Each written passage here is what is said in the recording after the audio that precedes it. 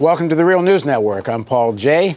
On Monday night, Bernie Sanders had a town hall, a CNN town hall, and we're going to be discussing various segments of that. And if you've joined us previously, you've probably seen some of these segments. But we're going to deal now with Bernie and the African-American vote. And here's a clip from the town hall. There's a deep sense of mistrust for you by some within the African-American community. Many feel you undermined Secretary Clinton after her nomination by not showing enough support, and which contributed to President Trump being elected. Along with that, many also feel that you are at times racially insensitive, and by virtue of your background, don't reflect their experience enough. How do you address these concerns, and what's your approach to winning their votes? Well, first of all, I reject the first premise that you made.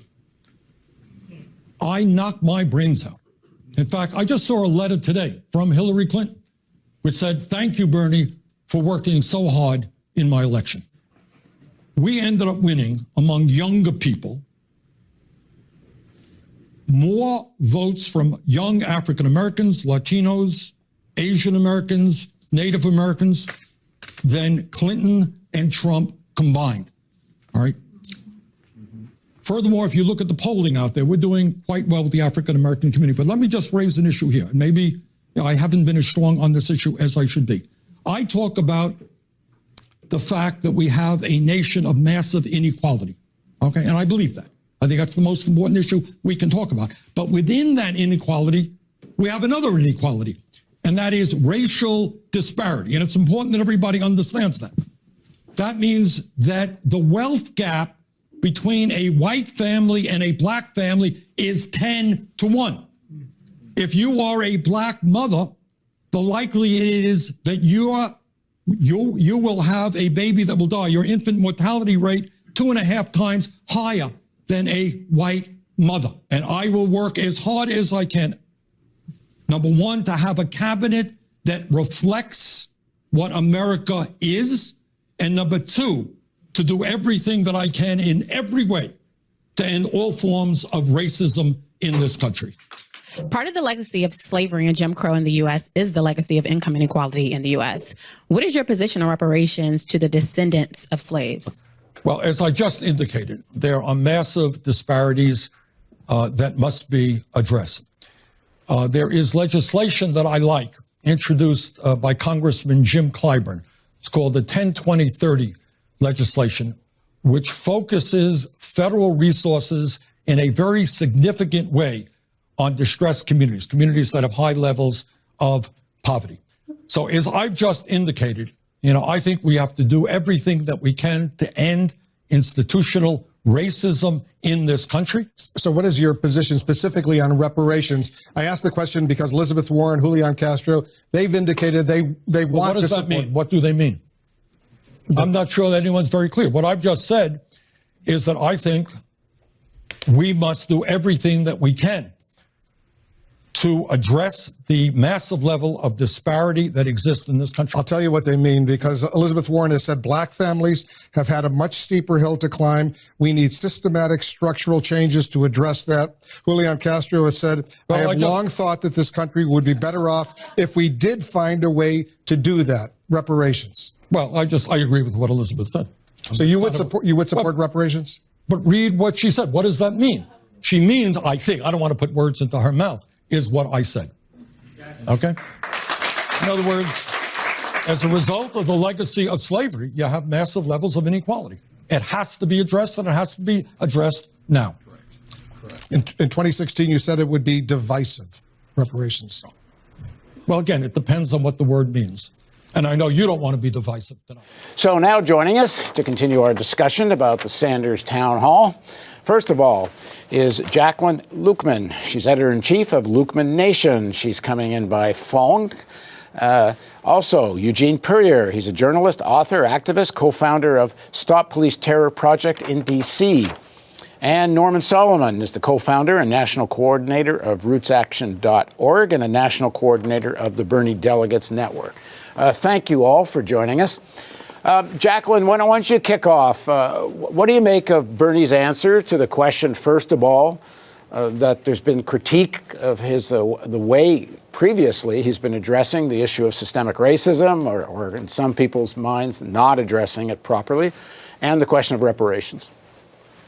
Well, I'm glad that he was honest in the fact that he has not responded to the issue of systemic racism well enough, more deeply enough, and pointedly enough. And I'm glad he explained the way he did that, yes, there is inequality and persistent poverty in this country, but within that issue, embedded in the issue of poverty, there is also systemic racism that creates a wealth gap that is absolutely racialized between even Black people and poor white people, where he couldn't have possibly cited all of the data, but the data that he did cite was really good. But I think one data point that would help people understand the difference between the racial wealth gap and just general inequality is that even poor white people who own homes, their homes are valued at they're valued higher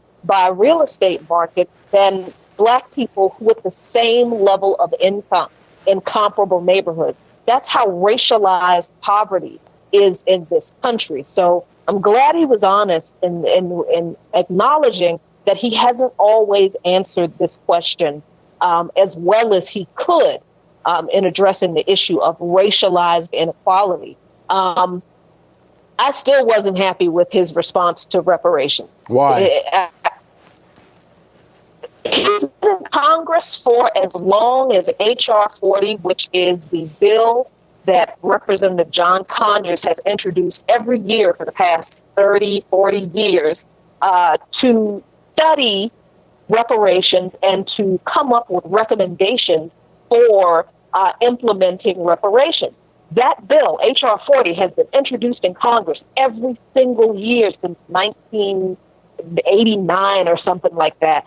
So Sanders is not unaware of that legislation. So for him to say, to continue with what would reparations look like, I think he's playing politics. He doesn't want to upset potential liberal white voters, certainly white progressive voters who are still uncomfortable with the idea of reparations being just a check written to Black people. But Black people have done the work of what reparations can look like, should look like. H.R. 40 is that step that makes it, quote unquote, official in the legislative As quickly as you can, what's the headline of that legislation? What does that reparations look like? H.R. 40. H.R. 40 is called, I think it's called the convening a commission to study reparations for African Americans and the effects of slavery and how to implement reparations. It literally pretty much says that. So the legislation that Sanders referenced, which is 102030, is actually a provision of the American Reinvestment and Recovery Act that was focused toward providing relief to depressed rural areas. So it's not the same thing at all. So I was really kind of confused why he would think that 102030 has anything to do with reparations and why he didn't bring up H.R. 40 at all. Eugene, I hear the argument on the legislation, and it's interesting, and I don't know why he didn't either. But his main argument seems to be because he was uncomfortable with the way Blitzer was pushing him on reparations.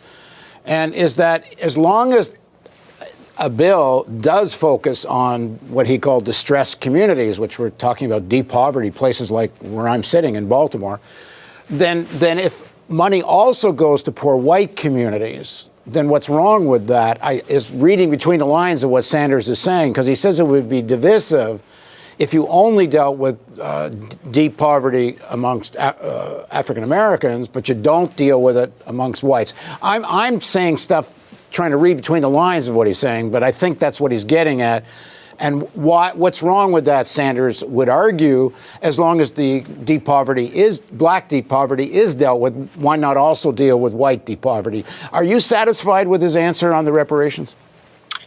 I mean, I don't know if I'm 100% satisfied, but I did think the way that Wolf Blitzer pushed the question was a bit of a canard. And I think, quite frankly, Kamala Harris, Elizabeth Warren, Julian Castro have been, not very expansive on what they meant by that and are really using the phrase reparations as a political tool to try to get black votes. I think what Sanders hit on and kept saying, well, what's the definition, has actually been a long time conversation, and Jackie was alluding to this, within the black community, within the reparations movement itself, which is why people unified around H.R. 40 rather than have a lot of these arguments. Let's have a deep, comprehensive study and then talk about it again. But I think what Sanders hit on is something that many African Americans have argued over the years, that the way reparations should play itself out is with these very specific strategies that could be broad social programs that touch all people, but aren't just broad brush. And I think that distinction is absolutely critical. I think the critique of people who are saying, well, you can't just say universal health care, isn't that universal health care won't help African Americans, but that there are specific health challenges that need to be baked into the conception of how universal health care is provisioned in order to make sure we're dealing with consistent inequalities. I think the same with housing and the same with any other issue, really. So I think to some degree, that's what Sanders is trying to articulate. But I think his inability to articulate that shows that he still is uncomfortable with making the intrinsic connection between the interactions between racism and capitalism in America. And I think sort of trying to work backwards now and integrate that a little bit more, his answers are a little clumsy. But I did think that the way Blitzer was continually pushing him to say reparations is also very dangerous, because we could get into a point here where people say, well, we don't just need broad social programs, we need reparations, but no one is talking about it. The only actual plan I've seen is Marianne Williamson, Oprah's spiritual advisor, who's suggesting $100 billion over 10 years provisioned by a eminent panel of black individuals, which I think also is problematic. So, Jacqueline, if I'm reading what Eugene's saying correctly, the other candidates are perhaps just pandering to a black vote by using their support for reparations without putting any real meat on the bones. They're certainly not talking about H.R. 40 either. Do you agree with Eugene on it? Oh, no, he's absolutely right. He's absolutely right about that. These are people who before, just in the previous election cycle, did not talk about reparations at all, with the exception of just say, look, Sanders doesn't support it. But the only reason they are even mentioning it now is because of what Sanders said in the last primary cycle. And that's why they don't have any type of substance to their so-called support of reparations, because they think that all they have to do is say, well, I support reparations, and black people will vote for them. Right. Norman. So it's definitely a complex situation. Right. Norman, why we're now in 2019? Why couldn't have Bernie said all the same stuff in 2016? I mean, this is not the way he's phrasing it and talking about it. There's nothing new to anybody who's progressive in this country. What took him so long to talk like this? Well, it's a learning curve, or however you want to describe it. He acknowledged at the CNN forum that he was remiss. He acknowledged that he should have been more on this issue sooner and better. And I think he's been on a number of curves, from having been a senator in Vermont to running a national campaign, whether on foreign policy or racism. I think when you look in real time at what he's saying now, as he launches this 2020 campaign, his emphasis on institutional racism is so important. And it's a phrase that he used during the CNN town hall. There are a lot of Democrats who like to focus on racism as an individual problem. And of course, Bernie is correct in saying that Trump is not only a liar, but a racist. Yes, that's true. What's most profoundly important is that the corporate capitalist system and how the US government functions is to reinforce and strengthen institutional racism. And so when Bernie talks about institutionalized racism, he's moving, I think, the conversation forward, especially when he puts it in the context of the vicious, deadly economic inequality that is bad for people of all races unless they're affluent, but particularly toxic for people of color, particularly toxic for African Americans. And you can trace back the progression of history from slavery to the present day. So just to sort of sum up, I think that the crosshatch of institutionalized as well as individual racism and an economic system which is vicious and predatory has to be addressed. And I think Bernie Sanders is doing that more than ever, and I think that's a very important trend. Okay, Jacqueline has to leave us. Any quick last word, Jacqueline? Yeah, I just want to say that my focus on HR 40 is not just mine. It's the focus of a lot of Black people who have this legacy and history of fighting for reparations. That legislation is personal to us. And we don't want to see that all of that work, not just with that piece of legislation, but all of the work we've been doing and our parents and grandparents have been doing over the past 50 years to advance this discussion and actually create solutions that people have presented. We don't want that to be ignored. All right. Thanks, Jacqueline, for joining us. But we're going to carry on with Eugene and Norman. Eugene, it seems to me that Bernie's been walking this kind of fine line on this issue, and he's got to deal with a set of problems that those of us who are not running for president don't. He wants to win votes in Trump country. He wants to go where in sections of the white working class, poor sections of the white working class, and he's trying to find ground where he can say we're not just going to cater to poor blacks. We're also concerned about poor whites and the opioid crisis and such and that. And so the way he's positioning it is keeping in mind down the road, fighting with the right wing, not just the discourse on the left or the progressive side, the liberal side. What do you make of that? Yeah, I mean, I think it's a very tricky line to walk. I mean, I think given the racially inflected lens that so many of us, are either forced to or by circumstance look through every issue through that prism, it can be difficult to find that unifying ground. I mean, I think it makes sense. I mean, it's worth noting that was, in fact, actually Barack Obama's strategy in 2008. And I think that he was relatively skillful in raising that last night, saying that obviously there are racists within the Trump camp. Obviously, Trump himself is one, but that many people, and I'm sure he was alluding perhaps to some of the people who voted for Obama and voted for Trump, are really just looking for a lifeline. They're looking for hope. And I think that's really the message. I think the message in the institutional racism issue is this isn't just about singling people out. And I think any of us who really want to fight against entrenched racism, it's not just singling people out and labeling them as racist, as important as that may be in individual circumstances, but really addressing the structural issues that continue to drive and compound that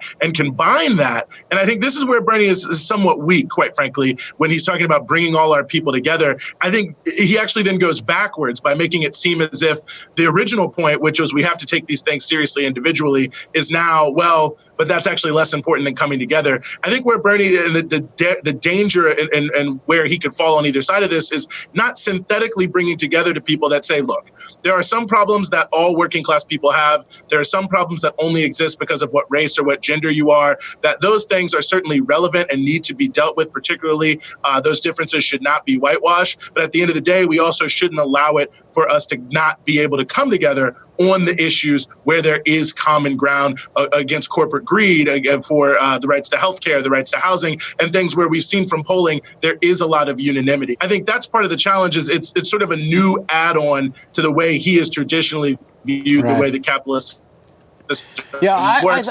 I thought he could have taken one more step on reparations, which would not have been inconsistent with his basic take on it, which is to say we need to deal with deep poverty amongst all the people, regardless of color or gender or nationality.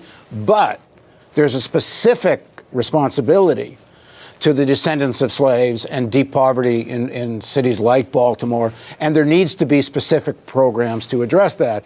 I think he could have just one little more step, and I don't think there would have been left with sort of a question mark, well, is he for reparations or not? Yeah, but, I mean, I agree with you totally. And it would have been a simple, it's not inconsistent with his basic message. Okay, we're going to take a quick break, and then we're going to come back with how Bernie plans to win over Trump voters, which is sort of a continuation of what we're talking about. So thanks for joining us on The Real News, and watch our next segment.